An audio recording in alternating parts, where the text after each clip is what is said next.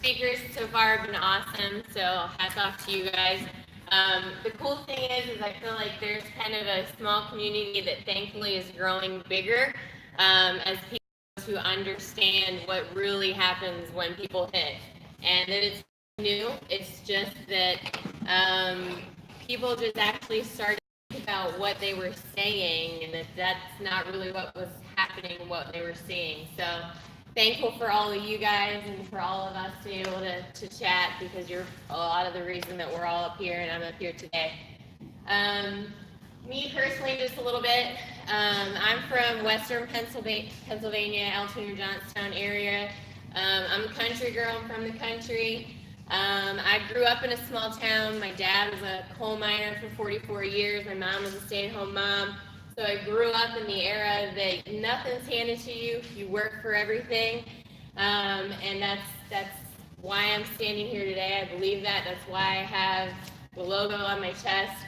I wasn't recruited out of high school. I was a number 2 batter. I was a bunter. And my dad and my brothers made sure I could put the bunt wherever I wanted to. Bunt for a hit, sacrifice bunt, lefty, first baseman. It was about 105 pounds. 3 kids later, I'm not 105 pounds anymore. So I didn't really have much to work with. However, I paid for recruiting agencies, so I know some people were against that, but again, part of the reason that I am here today, I didn't have the exposure, I didn't have the knowledge of how to get where I wanted to be, and so everybody needs something different. It's about what each individual athlete needs, so don't be afraid to kind of say okay for some and whatever works, but at the end of the day, at a recruiting agency, I was signed, sealed, and delivered as things were going on to go to a big school in Pennsylvania. Its colors are blue and white. I don't like they shall go nameless. You can figure it out. But I was gonna walk on there. Had my roommate, had everything paid for, and then I started getting a call from this Division III coach, Methodist College in Fayetteville, North Carolina. This guy was calling me like every week. I'm like, I don't know why. I'm like, I don't feel like I'm that good. Like, I want to play softball, like, all that stuff. So long story short, there's a snowstorm in April in Western Pennsylvania. I go to North Carolina, go on campus. I love it. The opportunity to play. He believed in me, needed a first baseman. There were 3 in front of me. I was like, that doesn't matter. And that's where I started. So you see NC State right here now, but I played Division III, had a pretty good career. I started coaching at Division III.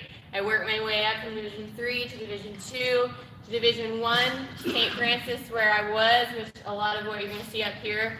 Second smallest Division I school in the country.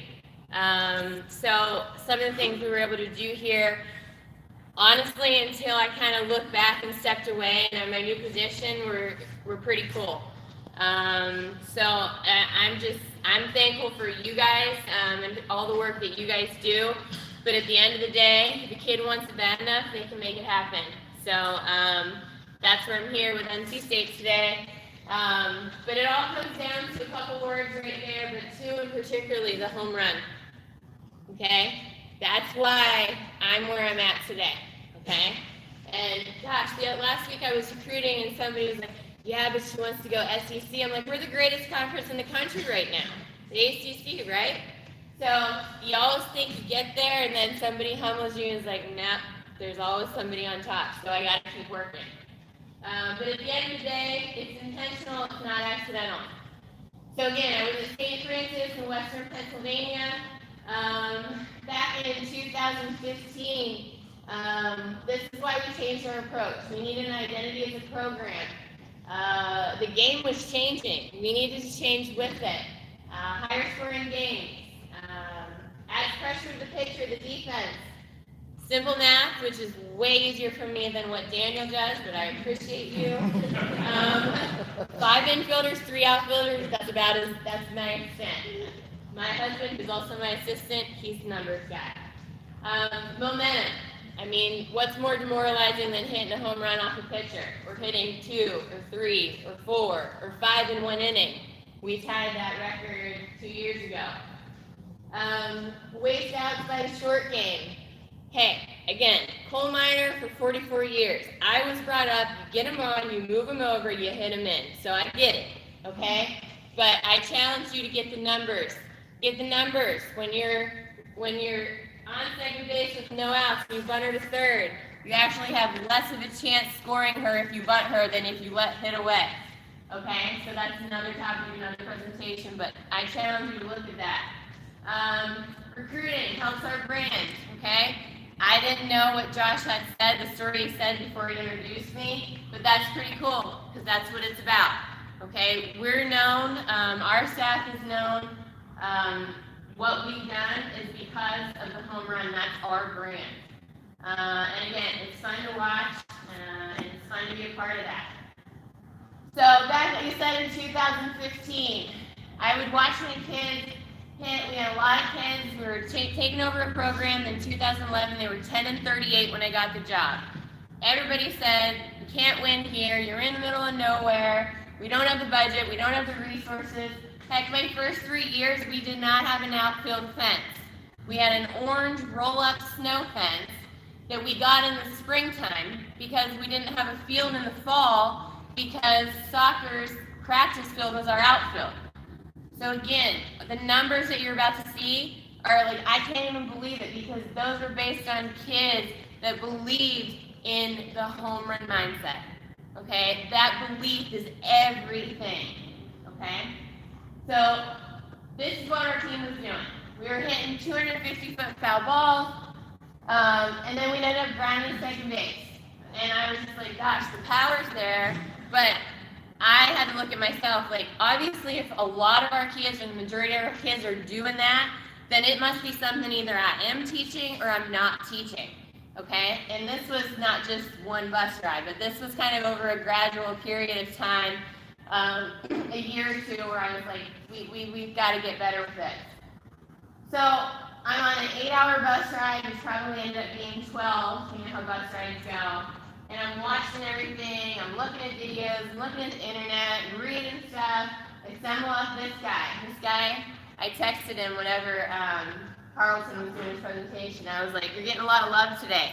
I was like, I want a portion of the profits if people reach out to me today. But Bobby Tewksbury, at that point in time, wasn't quite well known because the home run derby hadn't quite hit when I reached out to him.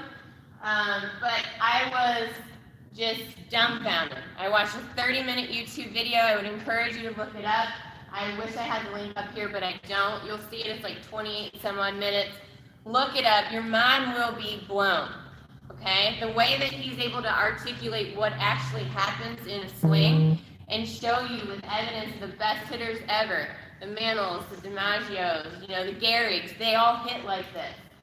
And then basically, here's, oh, we're on the sound. Do what? You set me up. You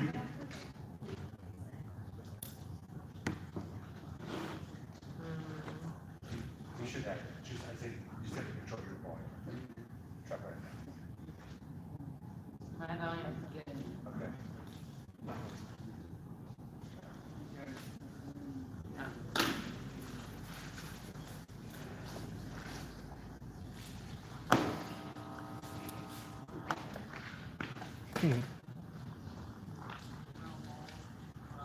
There you go.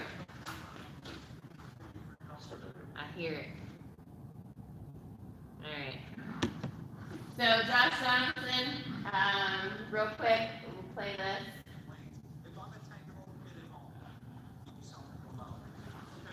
You're trying to say that. So basically,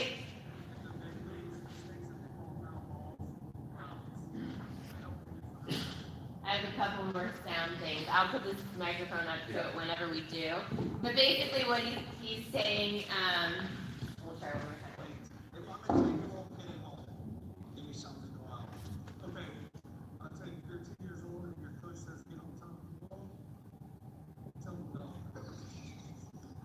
Because in the big leagues,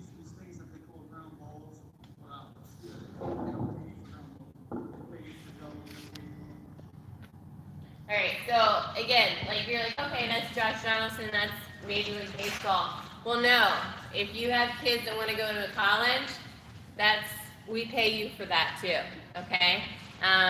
Whether it's Division III, Division II, Division I, you're getting something to be a student athlete. So it might not be millions of dollars, but you got to think in that this is money, return on our investment as well.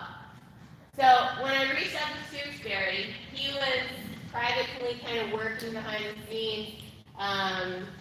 There's a guy called Colabello. He also played for a while with the Blue Jays. Got him hooked to Tewksbury. Before he started working with him, those are his numbers, 2010, 12, 1-9. Started working with Tewksbury after the 2012 season. His numbers went through the roof. Hasn't worked with him the last year or two. They just kind of parted ways for whatever reason. But the numbers don't lie, okay? Here's ours.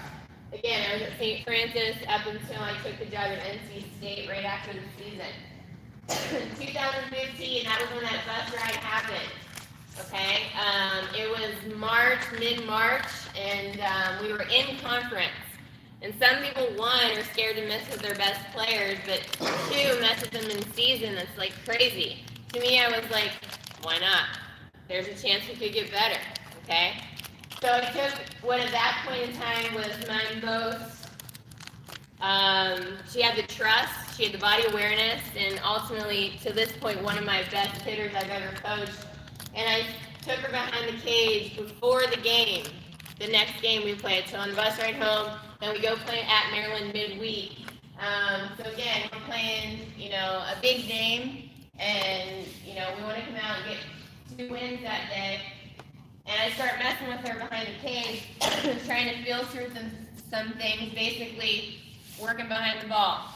She goes out that day and hits lasers. I think she was like 5 for 6 or 5 for 7, hit 4 balls off the wall on a home run, and something crazy. Kids started coming to me because they saw me working with her.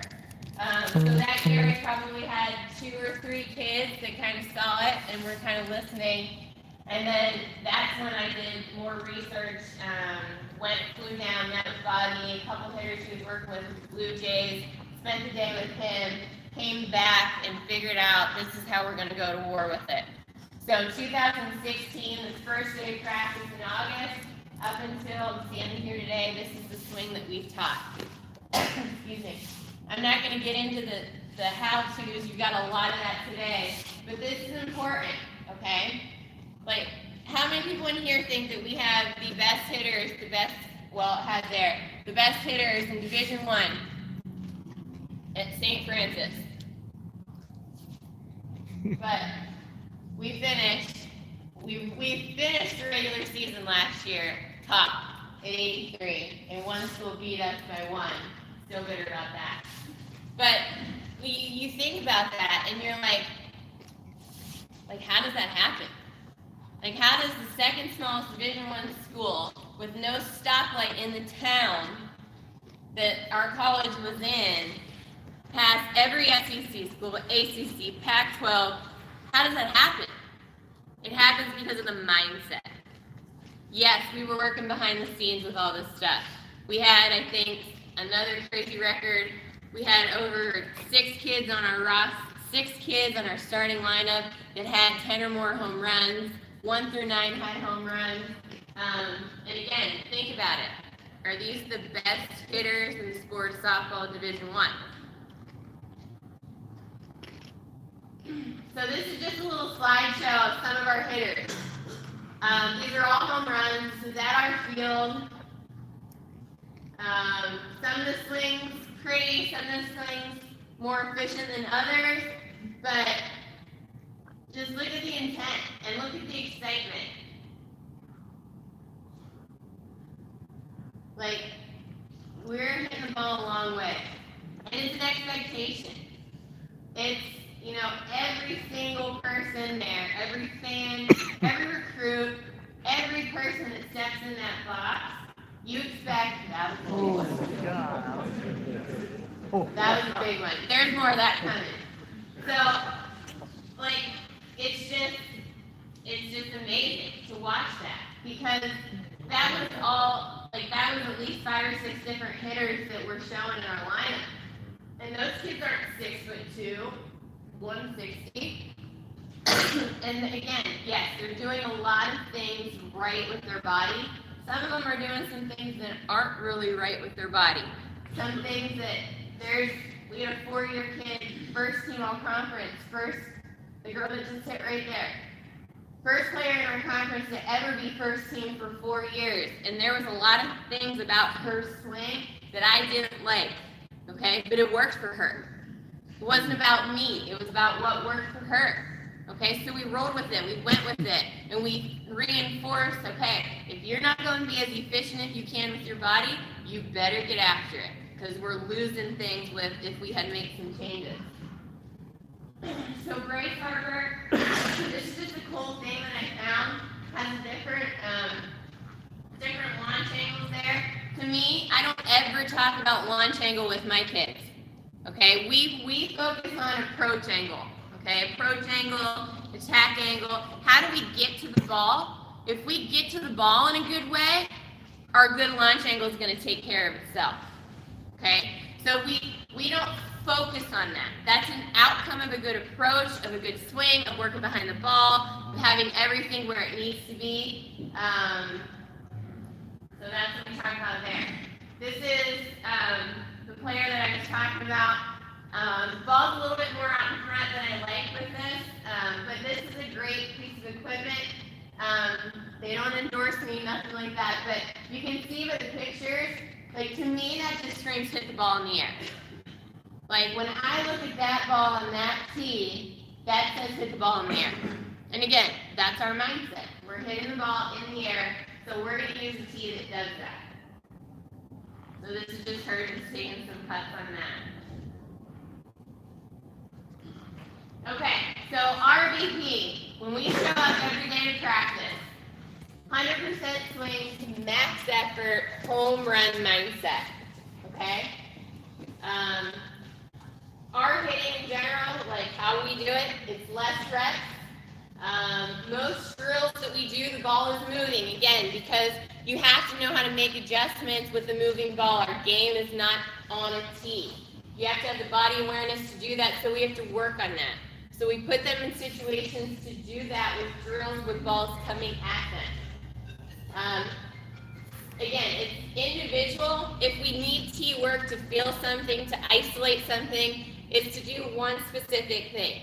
We're never on a tee working like full body movements. We're trying to feel whether we're not getting deep enough, whether we're trying to. One of the best things that for kids that throw their hands, I set up the tee, back knee tee is set out low and outside. It's 6 or 8 inches behind their back knee.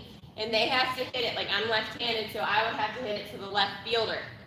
Righties would have to hit it to the right fielder. So yeah, it's being able to put them in situations, but it's based on what each kid needs. But again, it's back to the mindset. All hitters can hit the ball out of the park, okay? Every day, we talk about that. Here's an example of practice plans. One last year at St. Francis, one at NC State. For this fall, you'll see in yellow, we do RBP, there's our groups, 4 rounds of home runs, okay? So, let me tell you a story. So we go from leading the country last year, okay, regular season in the country, finished in overall second. 2 years before that, so last 3 years, top 10 in the country in home runs. So I get my job at NC State, and I'm like, let's go hit. Like, it's June 1st, like, I can't wait. So it's the first day of practice, and I put the practice plan up there, and I was like, all right, 4 rounds, 5, BP, home runs. Okay, that's our mindset. You're going up there, you're running the ball out the park. And as I'm walking towards the hitters, our pitchers are going to the bullpen, and they didn't know I heard them. And they're like, that should be fun. This team doesn't hit home runs. And I was like, oh, here we go. And then, okay, so 15 hitters. So we had each kid gets 20, that's 300 swings. Throw out some numbers. How many balls did we hit out that day? 15. What? 15. 15? 4. 2, 4, 3. 3. 300 swings, 3 balls out. I was ready to put my phone on speed dial to be like, hey, Loretto, say friends, I'm coming back. No, I'm just kidding. No, I'm just kidding. But you know what that did? That lit a new fire under me. That lit a new challenge that was like, here we go. Like, here we go. Like, you did it once, all right? Now you're going to do it again. And that's the thing, too, that I think a lot of high school coaches and even some college coaches, maybe in lower levels, Division III, Division II, some in majors, you think that your roster kind of is what it is, you don't have any control. That may or may not be true, but at the same time, again, it's about your mindset. So I'm in a situation right now where there's little that I can control about the players that I have on my team, okay? So I can't come in there and say, I'm cutting all 20 of you, bringing in my own kids, or bringing my team from St. Francis to now wear a new uniform. It doesn't work that way. So it's on me. Okay, so again, here we are. That was our first practice at the end of August. We finished individuals right before, so I would say a week and a half ago. We're averaging probably 70 to 80 home runs now. Now, again, am I that good of a hitting coach? No. And they're like, do you think these kids all have great swings right now? No. It hasn't even been 2 months. Have some of them made strides? Yes. Okay? Have the people that have made a lot of strides, I would say, 2, what's changed? The mindset. This team ran 36 balls out of the yard last year. 36. All year, 56 games, 36 home runs. We had 9 games, we hit 16 this fall. So we've tripled that already. I don't know what's gonna happen in the spring, but it's better right now. So again, it's just mindset.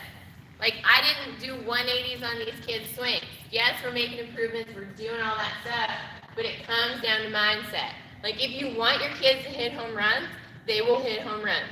If you talk about it, if it's what you believe in, and you have to get after it every day, okay?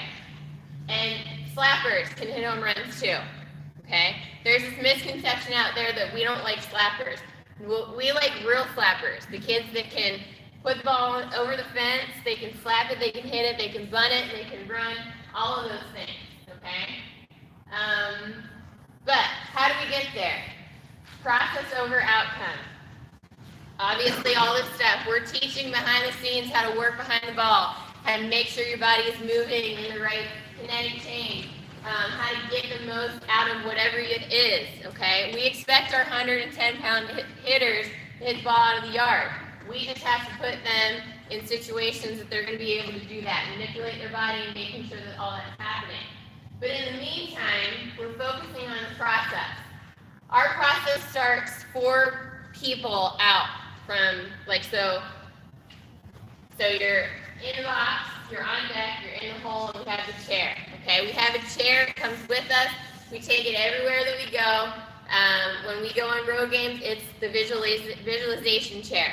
So they're gonna sit in that chair, okay? Everything, they're gonna have their helmet on, they're gonna have their batting gloves on, whatever they need to hit, all of that prior to, which is kind of like, so 5 steps. So they get all that ready. They're in the chair, they're visualizing, they're closing their eyes, whatever pitcher is on the mound, they're seeing themselves hit a home run against that pitcher. They're seeing themselves with whatever how big their leg kick is or isn't. They're seeing their movements, they have their timing, they're seeing everything. If we know that pitcher's 80% outside, they might be visualizing that they're hitting that pitch still to left center, okay? We don't practice, we don't say the words go with it very often. We work gap to gap.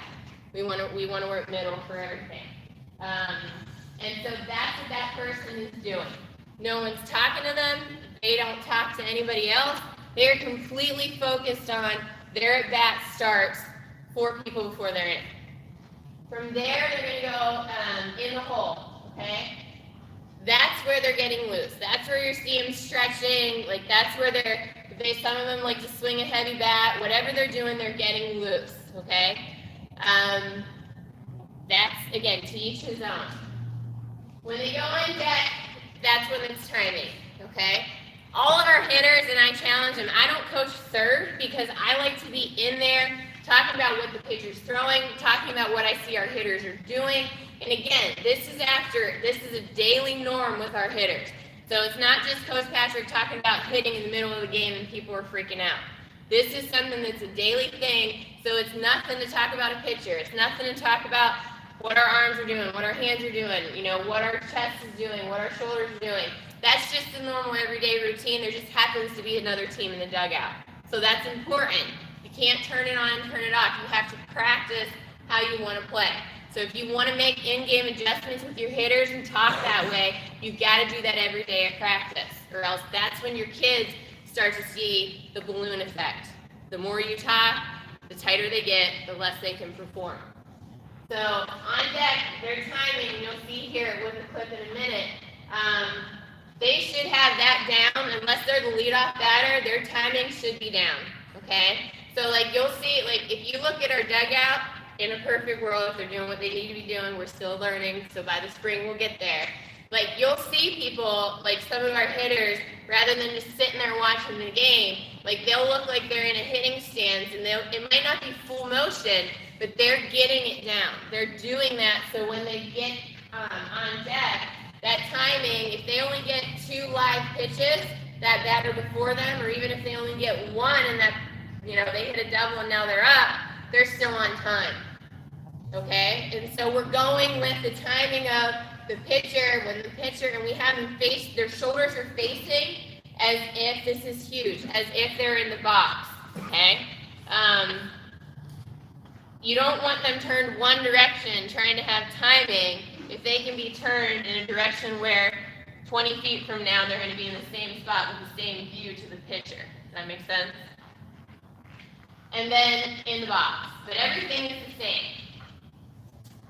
So here's an example, major league team, a baseball team, but again, you can see they're all doing their process. Okay, I'll show this a couple times because you're going to want to see a couple things here. Okay, it's an absolute bomb, so you're going to want to watch that a couple times because it's just ridiculous how far that ball went. But what I want you to do is watch the girl on deck. It's almost like she's the one that hit the home run. Look how hard she's swinging. Look at her intent. That's not a warm-up swing. A swing is a swing. It's 100% all the time. Okay, unless we're in the cage specifically working on something, when you're getting after it and you're swinging, that's what you're doing. It's 100%. So the timing of that, she's on time, and I feel good knowing that she's going to be good. She just hit a home run. Well, she's going to go hit another one. So this is something Daniel had showed. This was our team minus our last 2 games in the fall. So again, process over outcome. To me, yes, doubles, triples, and home runs. We are a home run team. We're a power team. It makes more sense that somebody that's hitting doubles and triples or home runs are worth more in our system than someone that's getting hit, someone that walks, someone that's getting singles. Yeah, that's okay. But you can see we just kind of did a grid here, which gives you the numbers back to that weighted on base average. Again, showing us what each person, so to speak, is worth. And that helps us put together a lineup, which again, there's data out there which might not be what you think as far as who should be kind of where. So I challenge you to look into that too. I can't give away all my secrets. But that's something that's pretty neat too. So this is, you don't really need sound for this video, but we'll see if we can't.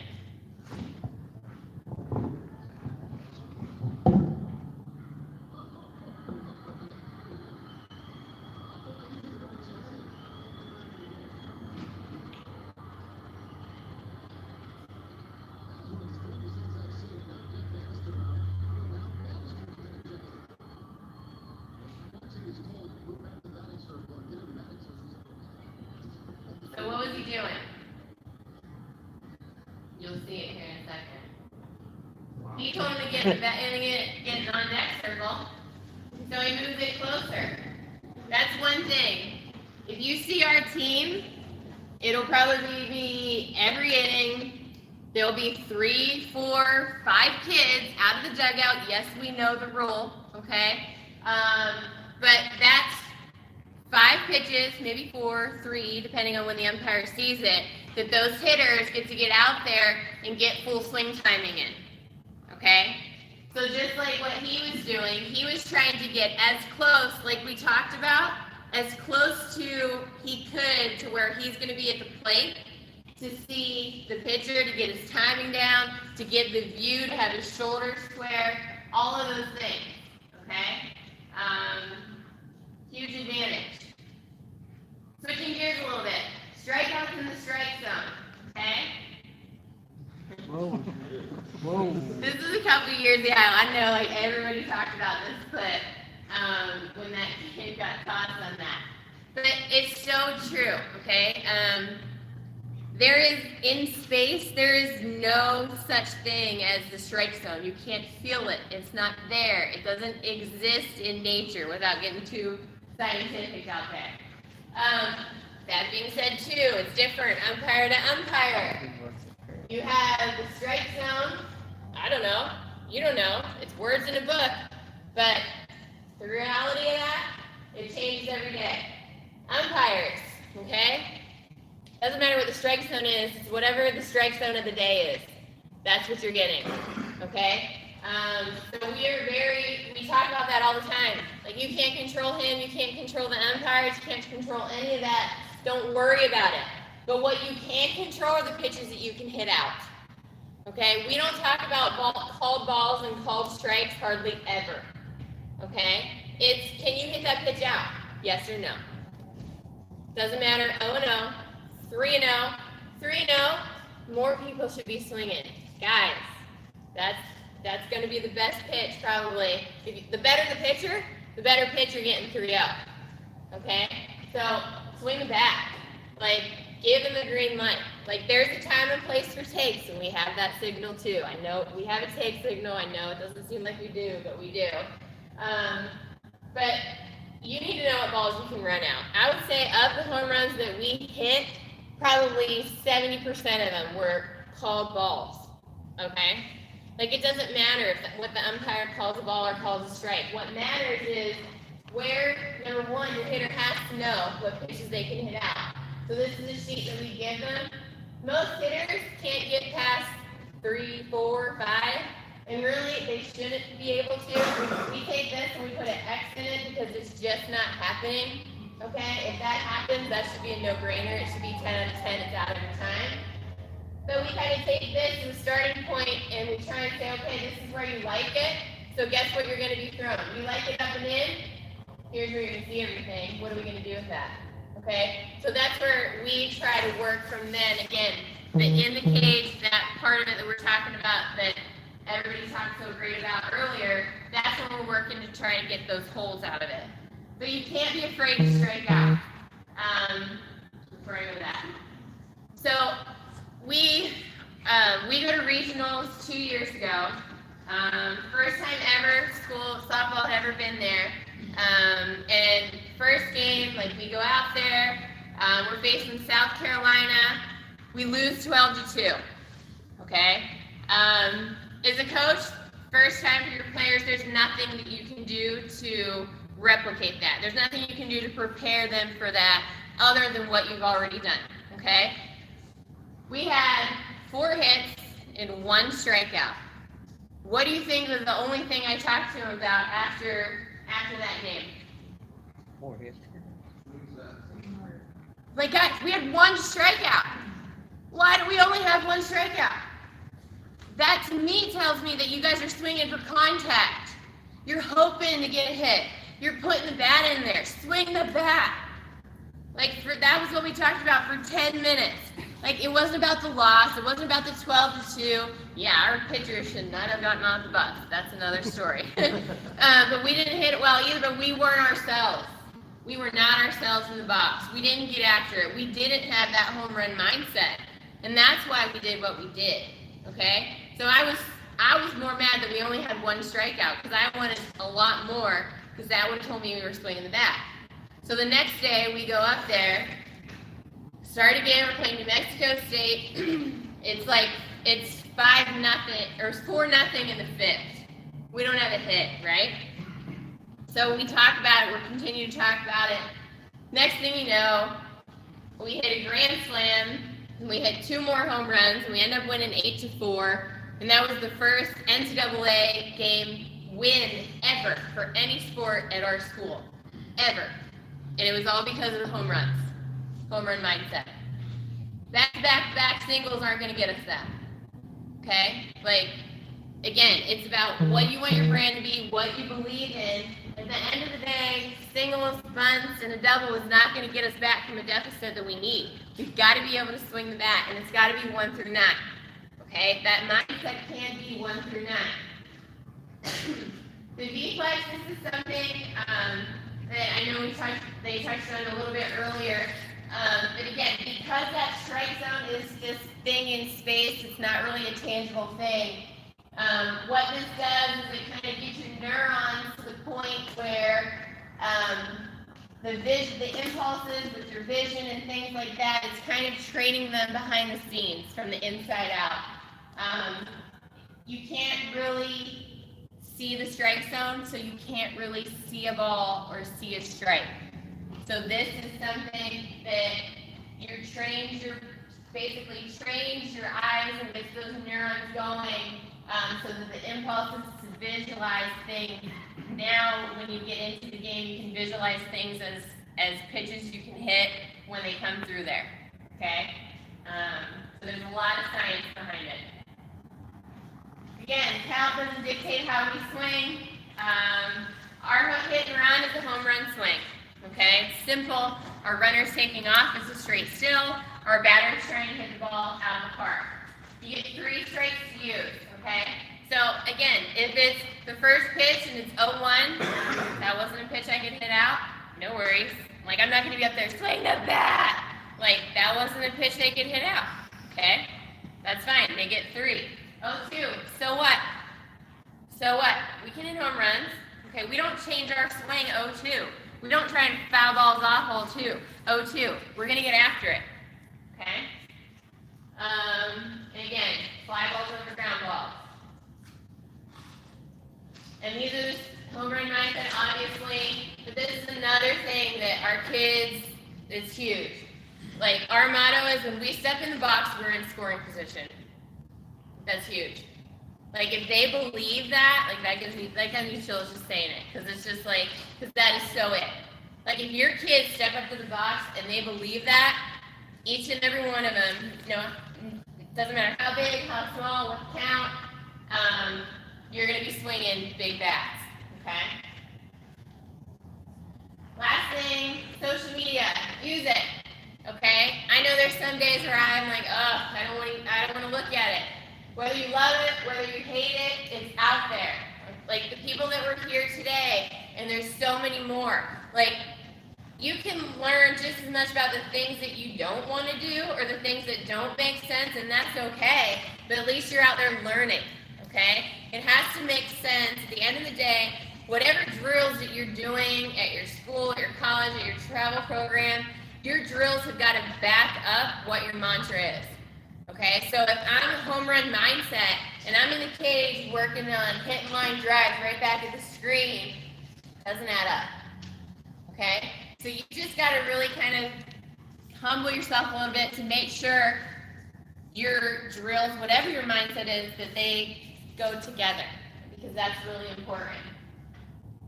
And that's all I have. So, questions about anything? I feel like I went through fast, but. So in high school, if you have kids that are, you think that everybody has the potential to hit one out? 100%. And here's the reason. When your kids start playing ball when they're 6, 7, 8 years old, how big is the field? Same size it is now, right? So if you're teaching them that mindset, okay, and it doesn't matter, you know, if you're working with a 6th grader, they're not going to hit it as far as a 12th grader. But if you're trying to work with that mentality and that mindset, that 6th grader is already going to be hitting that ball so much further than people there. So again, it comes back to the mindset, which all of this stuff that all of us said today is great. And the science behind it is mind-blowing, and the data and all of that stuff. But you could have all of that, and you don't have a mindset to go with it, you're not going to get very far. Like, if you don't have, and that's what, like I said, like, we didn't have the top hitters in Division I. We didn't have the All-Americans. We didn't have, you know, the top #1 recruiting class for years and years and years. That's why. Okay? Like, that shows you, like, that's pure data right there, that it's all about the mindset. It's all about the belief that you have and a belief that your kids have, and that's where it comes from. Like, I'm telling you, we have kids now that we're hitting even more home runs. Their swings are awful. They're awful. But they're hitting them out, and they've never hit them out. Like, I had 2 slappers that slapped their whole life, that hit their freshman and sophomore year in high school, and then got switched around with slappers for their junior year. So junior year in high school, and they are now, one's a junior, one's a sophomore. So haven't hit, and they both had home runs this fall. First college home runs ever. All they ever did was slap for the last, you know, when they're real competitive life, and they're hitting home runs. And like I said, one of them's probably 100 pounds, fast as lightning, slapper. Can put the ball down, but I don't want her slapping. Like, she can hit. No, we practice bunting. Yeah, we practice bunting. I would say of the 6 days a week, we practice 2 to 3 days. I teach them how to. We're diligent about it. There is a time and place for it. There's going to be, at some point, where and our girls know this, if we ask you to bunt, we've got to get the ball down.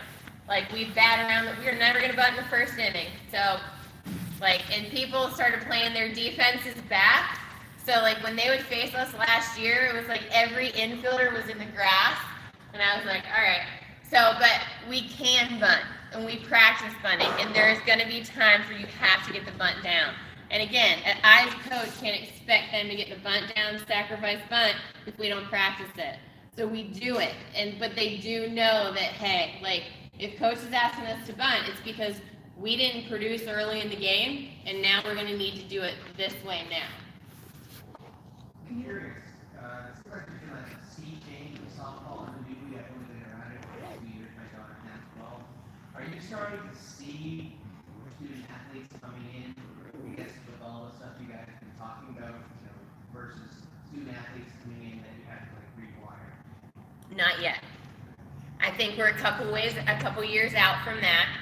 I think because of things like this, that there is a lot more information because of products like, you know, blast motion and diamond kinetics and all those things. People are, even if you're messing with it and you don't really know exactly what it is, like, you can put it up there and say, okay, I'm going to try to make this number bigger or that number. You don't have to know the ins and out of it if you're a travel coach or just a dad and you're working. It's just kids like technology. And, you know, that's something where, you know, if my 6-year-old, if I say, hey, this is going to show up on your iPad, that's probably the only way she'd pick up a bat right now, you know? But, I think we're a couple years away. I think, like I said, 2014, 15, 16, the last couple years, there's been a lot of growth, and there's been a lot of aha moments for people, but there is still a lot of people out there that were pushing this back. This is pushed back. And it's in our world too. At the highest level of our sport, you know, from when kids are starting when they're 6 years old. There are people that will flat out just tell you, this is just, you know, this is not, I'm not doing that, I'm not teaching it, you know, and that's okay, but that's still out there a lot. You know, but I'm hopeful that as the next couple of years come, that it'll get better. but it takes some time to understand it. It takes a lot of time to understand it. So I think that it'll be out there, but you know, I think it's a couple years away. Can you give an example of what you do daily for eating? It depends on the day. I work a lot on, like I said, right now when I came into the program, we have some drills. Like I have a slide, probably 20 different drills. But I didn't want to say here's the drills and not say this is how I teach hitting, because I didn't want to, you know, be counterproductive and have to explain things. But we do drills for each individual player. So there are certain drills that some players need that don't. And most of the drills that we do are things I've made up because of what a hitter in the cage couldn't feel or do. So we had this, you know, just kind of like that, but the older screens that kind of are more like a cage. And I was like, we have no idea what it means to work behind the ball when you throw a live pitcher or you're going front toss. We can do it here, but we can't do it there. So I took one of our, just those gum bands that we use for stretches, and I hung it like from the top, and I set them up so that it was to a position where when they hit, if they hit the cord, we call it the work behind cord. If they work behind it, then they hit the cord. So, and then a lot of the drills, like you've seen here today, we do PVC pipe all the time. We have bipod drills where you take two things of PVC pipe and you hold it, and basically it's like a split grip. And what that does is kind of gives that feeling of getting the arms where they need to be and kind of having that feeling. But I think depending on the day, we for a while didn't take BP on the field, because after we hit 3 one day and then maybe like 4 or 5, like I was just like, there's no point. Like I want kids to go hit on the field to see balls going out. So we shut BP on the field down for 2 weeks, and we did nothing but cage work. And we worked on a lot of the upper half stuff. And then like it wasn't quite clicking. So one day I went in and I played like angry music, and I was just like just trying to get a different vibe. And we focused solely on lower half. And I was like, I want you to try and hit the ball out of the yard with your lower half.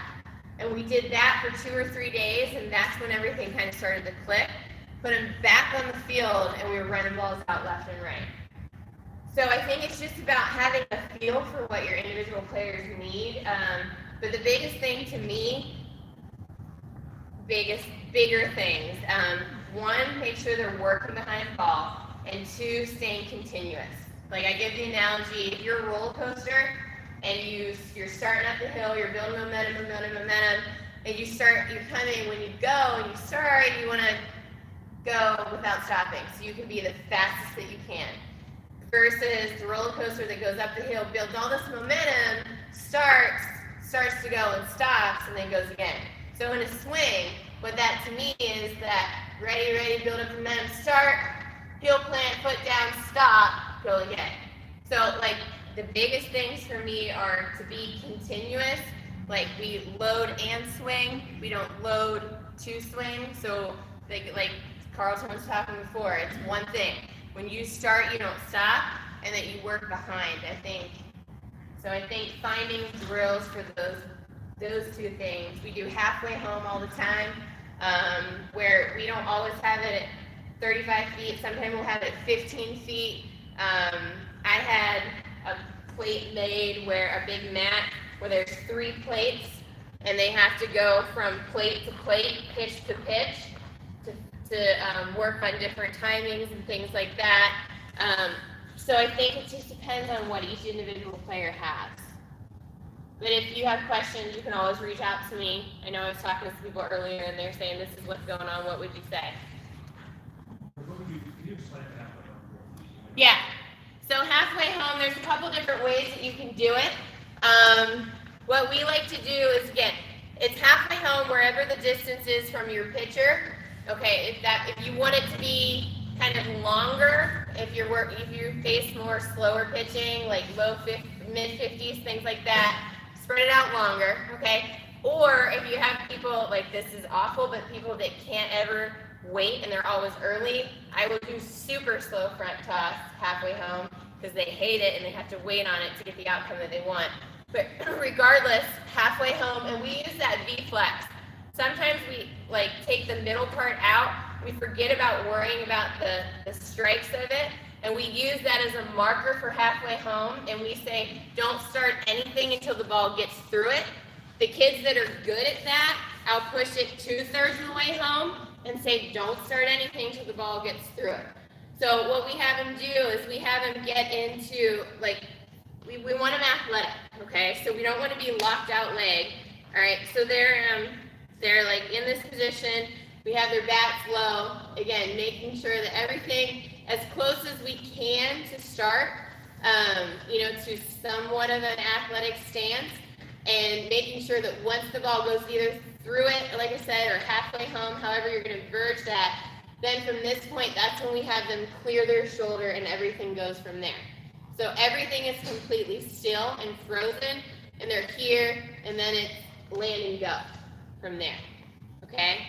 And that's basically what we have them do with that, but it's full out swing. Also, another big thing is our takes are 100%, okay? So if I'm up there, and if I'm doing my BP, or if I'm in there, I'm not like seeing a pitch and then, oh, that's a ball, or, oh, that's a ball. Like, you should see no difference, like, it should be, like, full takes for full swings. Like, it should be, like, 100, like, it's everything they can do to stop their swing, and the barrel hasn't gone yet, okay? That's the biggest thing, is that, like, a lot of times kids can do great takes and everything looks good. They can't do the swing because they're not practicing their takes realistically, at full speed. What are some of the intangibles you look for in recruits that fit into this hitting system? I don't really look for outcome a ton. My eyes kind of stay focused on the batter. I look for body awareness. I look for,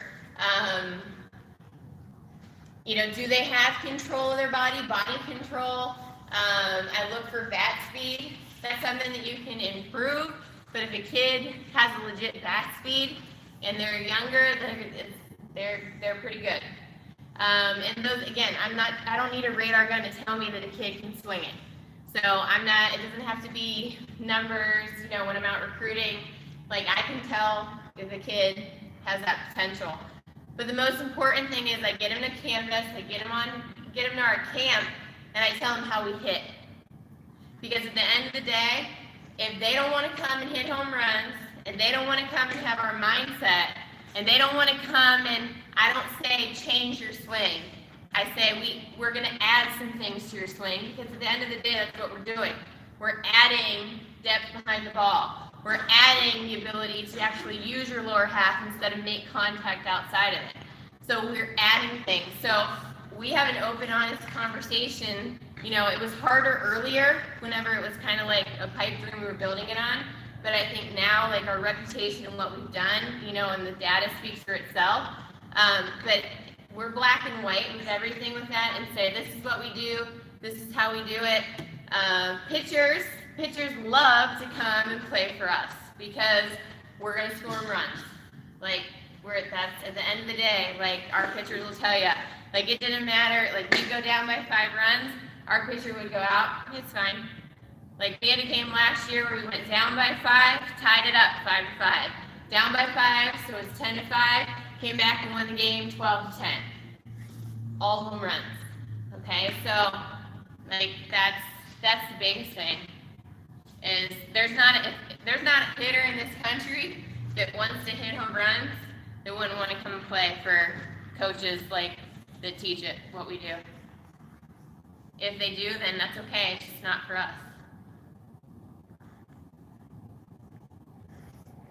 Anything else? All right. Well, thank y'all for your time.